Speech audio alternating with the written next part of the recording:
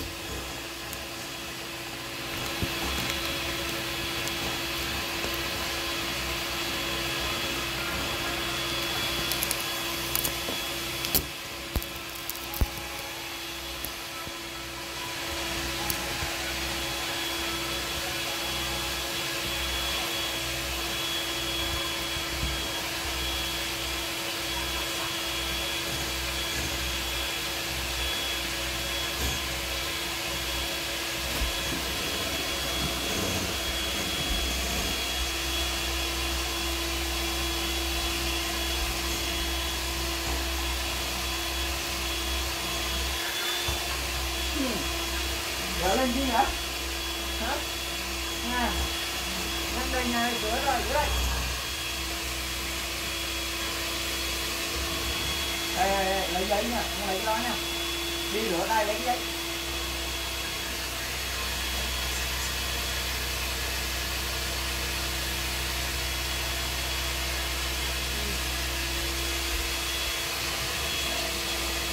Mà giấy ướt nó mới phơi người ta.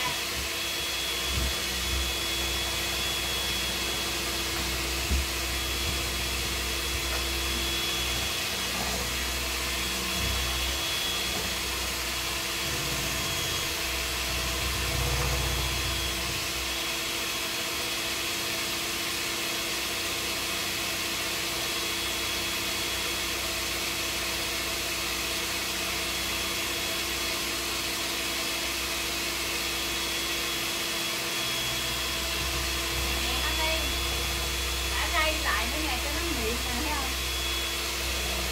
Mịn cái bánh đó ăn nó ngon, giống như em bánh bò bữa vậy đó.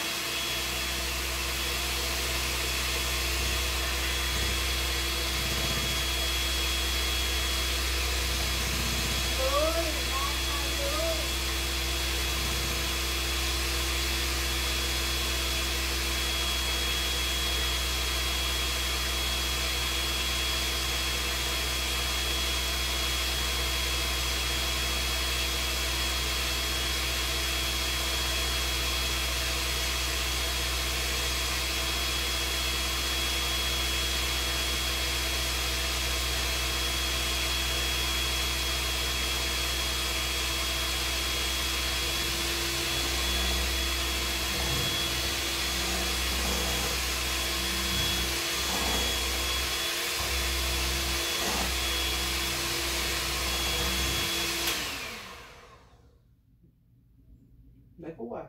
12:14 à.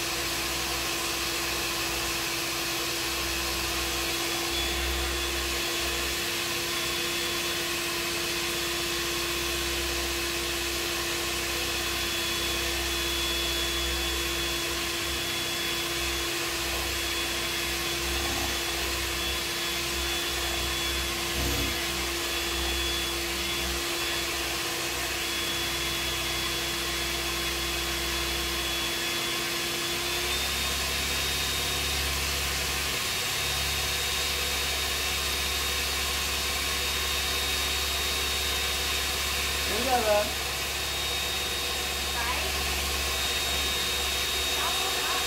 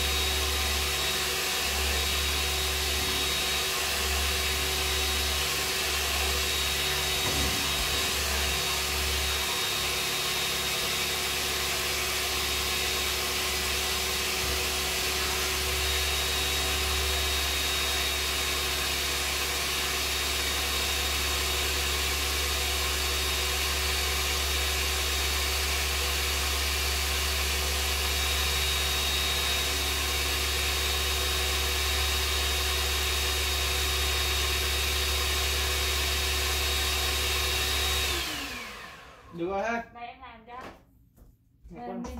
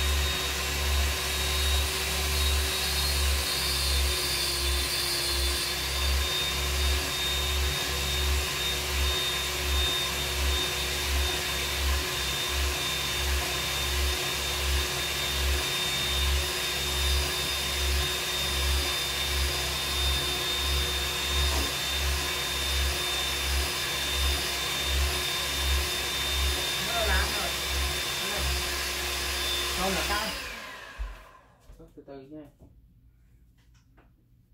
Cái muỗng này đâu? Rửa rồi. Tí cho nó chảy xuống. Thấy không? Ở trên này là cái gì đây em nhìn nè? Cái gì đây? Bột. Cái gì đây đó là? Bột. Cái gì đây? Chanh. Đây. Cái gì? Gừng. À gừng. Tất cả gừng nó nằm trong này, nó đâu có nằm trong này nữa đâu. Quét xuống. Quyết xuống làm chi? Nó cần đó. Để Hoài. muốn quét nó thì quét xuống. Quét xuống là nó phải đóng cục.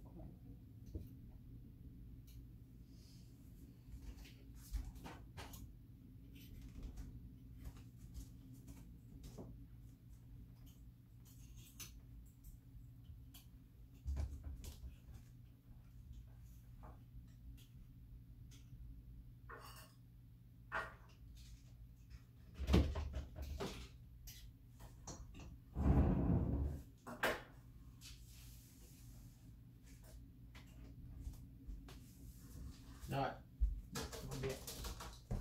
Nó cho mình ra ba thử ba. Xong mấy cái muỗng bự á. Muỗng nó to, muỗng nó là thích. Rửa đi. Nó hay nó ít cục nữa. Cho Thôi, trời. Đi. anh mới nói thêm đi. Thêm bự bự đi, thêm kiểu đó. Thêm bình tĩnh nhé. Anh đi lấy này ra cho em. Không mấy cái dưới á. Bỏ ra được không đâu. Chi? Ê đừng từ từ nó ngay bên này. Đổ xuống đó rồi chứ đừng làm cái đó nữa.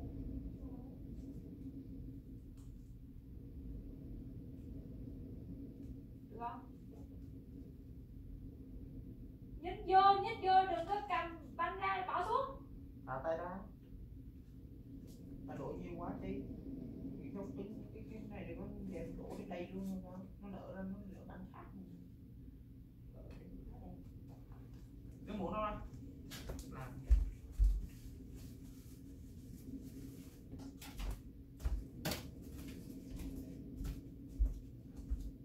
để thêm cái muỗng nữa.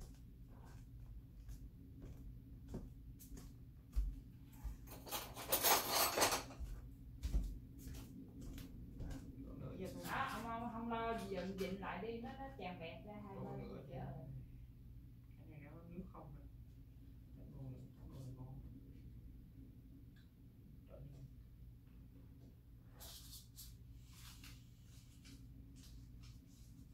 Lấy Đằng lên kia là này. đằng Biết kia rồi, lên này gì nó mới đẹp. nó phòng nó tới đây không coi. Đẹp. Đẹp, yên tâm. Đẹp.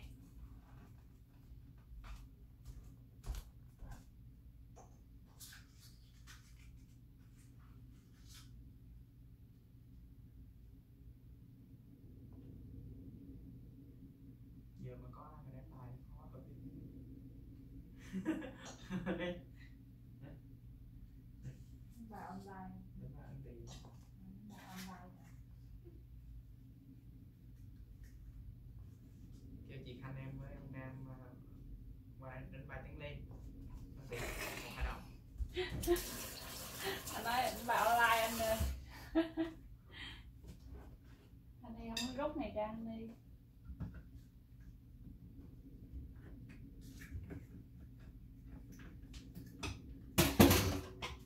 Nó chảy đầy trên này. Nó lỏng quá. Lỏng quá anh ơi. Bà đổ nguyên cả cái đầy vậy này bà nói. Không, cái bột đó lỏng quá cho nên là mình không có thể cầm đổ được, mình phải rưới lên, mình rưới vô thẳng vô trong cái khuôn.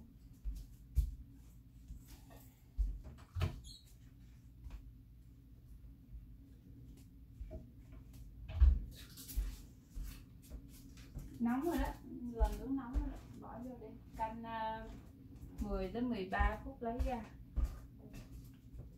Còn 400 độ á, hồi nãy em coi video thì bạn nói là 400 độ á thì 7 phút thôi. 7 nhà phải tí nữa làm 10 phút lấy ra không được 15 phút. Tại vì hôm đó mình nhớ mình làm Không, 25. cái này em chỉnh lại 375. Nhớ mình làm 25 phút rồi. Tại vì bác sĩ dặn 300 mấy đó. Nhưng mà hồi bữa em nhớ mình làm 25 phút không? Em chỉnh 400 độ nha. Nha. Tại hiện tại là có 380 thôi. 375, 380. Thử nghiệm đợt đầu tiên là thử nghiệm. Thử nghiệm vậy làm 3 cái rồi. Đợt này nó 50 phút trước, hẹn 10 phút đi. Mấy độ cái đó? Nó đang tăng lên 400 độ. Ok, 10 phút. Đặt 10 phút này. Đợi nó xong đã rồi cho vô.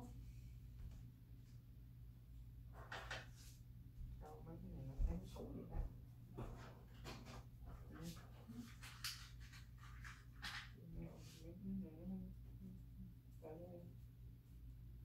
Nó không được đẹp lên lắm rồi. Ý đâu vì sao? Bột Cái giấy này hay vậy? bột ướt quá.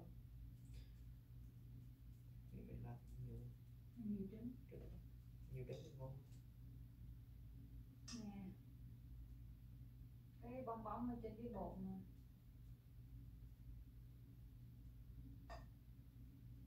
Mùi chanh với mùi gừng không à. Không có nghe mùi trứng đâu.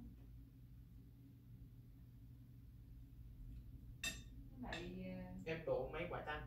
anh nói một nửa. Ừ. Đừng nói nếm nha. Anh mới nếm cho ông chua á. Anh mới nói xong rồi chanh gì đi. Bữa kêu cho một nửa trái chanh. Tại lần trước á, cái trái nó cái vỏ cứng quá mình bắt không được nhiều chanh. 10 phút nha, hẹn 10 phút nha đây. Đã nói nhiệt độ chưa tới mà hẹn. Giờ mới tới nè. Tới từ khi nào? Chưa, còn heating nè. Okay.